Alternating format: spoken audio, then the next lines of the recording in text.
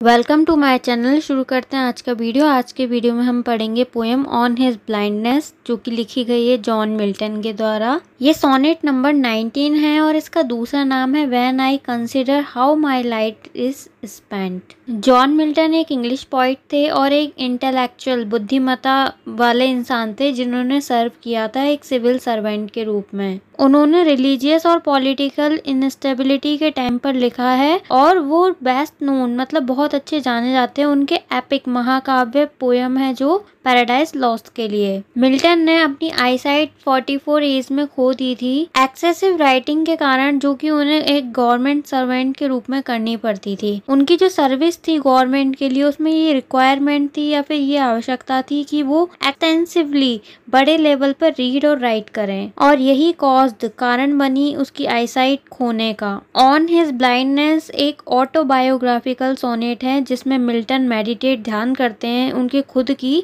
Loss of site, उनकी जो दृष्टि गई है उस पर मेडिटेट करते हैं या ध्यान देते हैं। पोएम का जो फॉर्म है वो पेट्रार्कियन सोनेट का है जिसकी राइम स्कीम है ABBA ABBA CDE CDE। ये पोएम जो है वो ट्रेडिशनली फोकस करती है लव एंड रोमांस पर, लेकिन जो मिल्टन है वो सबवर्ट्स मतलब उलट देते हैं दिस इन ऑर्डर, इस क्रम में, to explore his relationship with God. लेकिन वो इस चीज को पलट देते हैं और एक्सप्लोर खोजते हैं उनकी रिलेशनशिप को गॉड के साथ में। मिल्टन को ये फियर है या डर है कि उसकी जो ब्लाइंडनेस है वो उसे रोकेगी, प्रिवेंट करेंगी डूइंग गॉड्स वर्क मतलब भगवान के कार्य करने से रोकेगी। अब देखते हैं पोएम के पहले स्टैंजा का explanation. When I consider how my light is spent ere half my days in this dark world and wide। Poet कहता है, जब मैं विचार करता हूँ कि मेरे आँखों की जो दृष्टि है, आईसाइट है, वो शीघ्र ही मेरी आधी उम्र से पहले ही इस अंधकार में और वाइड और विस्तृत दुनिया से कैसे चली गई। And that one talent which is that to hide lodged with me useless though my soul more bent। और पॉइट कहता है कि एक टैलेंट जिसको छिपाना मृत्यु के समान है, जो कि मुझ में बेकार पड़ा है, यद्यपि मेरी जो साउल है उस टैलेंट मतलब मेरी काव्य प्रतिभा के साथ अधिक झुकी हुई है।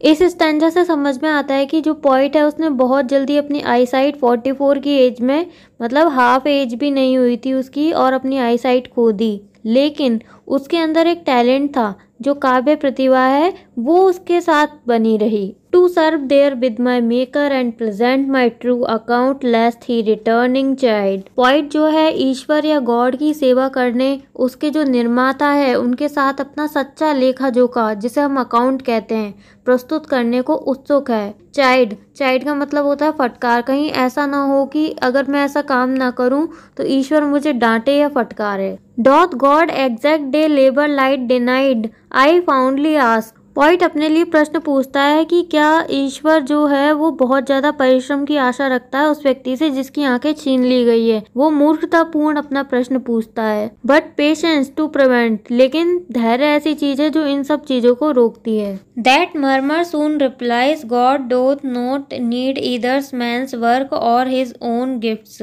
और जो पेशेंस है, धैर्य है, मरमर मतलब बड़बड़ाहट को रोककर बड़ी जल्दी रिप्लाई देता है कि भगवान को या गॉड को ना तो आवश्यकता है मैन के वर्क की और ना ही उनके द्वारा दिए गए गिफ्ट्स या उपहारों की। Beer his mild yoke they serve him best, his state is kingly thousands at his bidding speed. यहाँ माइल्ड योग का मतलब उन लोगों से है जो गॉड को बेस्ट सर्व करते हैं, मतलब जो गॉड के द्वारा दिए गए साधारण कष्टों को सबसे अच्छी तरह सहन करता है वही उसको बहुत अच्छी तरीके से सर्व करता है। उसकी जो स्टेट है या स्थिति है वो किंगली या राजा की तरह है। Thousand at his bidding speed and post over land and ocean without rest they also serve who only stand and wait। उसकी आज्ञा के लिए हजारों देवदूत बिना आराम किए लैंड और ओशियन में प्रेजेंट रहते हैं और वो भी उसकी सेवा करते हैं गॉड की, और जो सिर्फ खड़े रहते हैं और गॉड का इंतजार करते हैं।